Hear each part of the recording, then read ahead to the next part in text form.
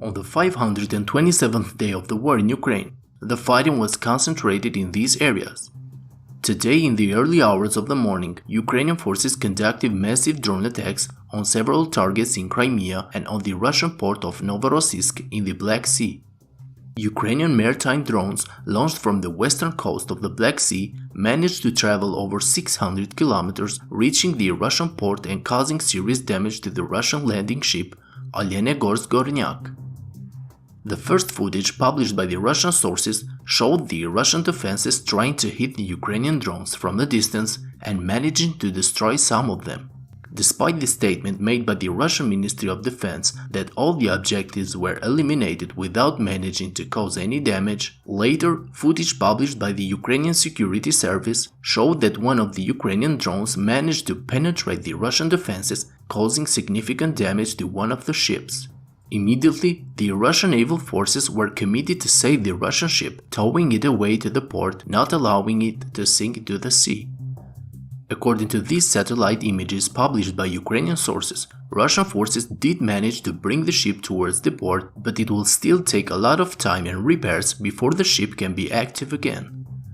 On the Kupyansk-Lyman front, clashes continue along the entire front line. In the forest northeast of Kupyansk, the Russian forces continue to attack Ukrainian positions, but Ukrainians held their ground. A small advance of Russian troops were reported by pro-Russian sources in the area southwest of Pershotraneve. Battles are also taking place in the direction of Sinkivka, but there are no territorial changes reported. Intense battles are taking place in the central part of the front line, in the direction of Novoselivske, where according to Ukrainian sources, the Russian army is engaging large number of troops trying to take full control of the settlement.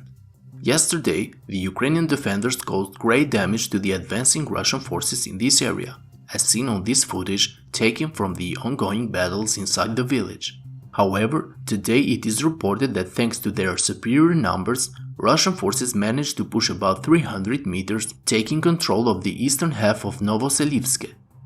Another advance of the Russian forces was reported in the southeastern part of the front line, where sources from both sides confirmed that the Russian forces advanced about 2 kilometers east of Bilohorivka, reaching the eastern outskirts of the village where battles are taking place.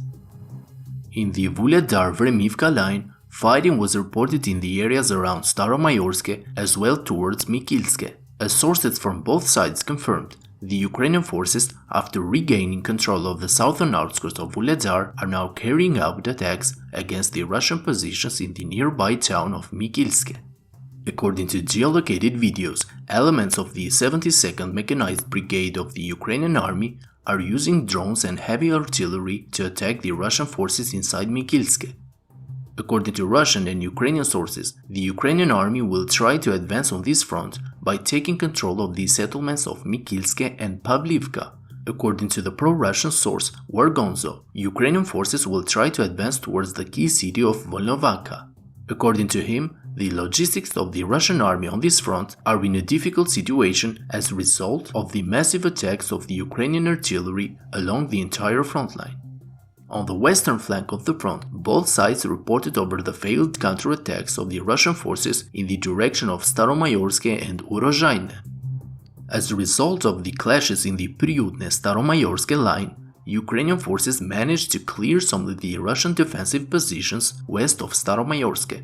The Russian army continues to rely on the excessive use of aviation, but it constantly suffers damage in the rear because of the artillery and drone attacks of the Ukrainian army. According to pro-Ukrainian sources, Ukrainian forces have now established fire control over the roads between Novodonetsk-Kremenchuk and Priutne-Remivka line. Friends, if you like my daily updates, I kindly ask you to hit the like and subscribe buttons, as this will greatly help the channel to reach a wider audience. That's all for today's update. Thank you to my Patreon supporters and have a great day.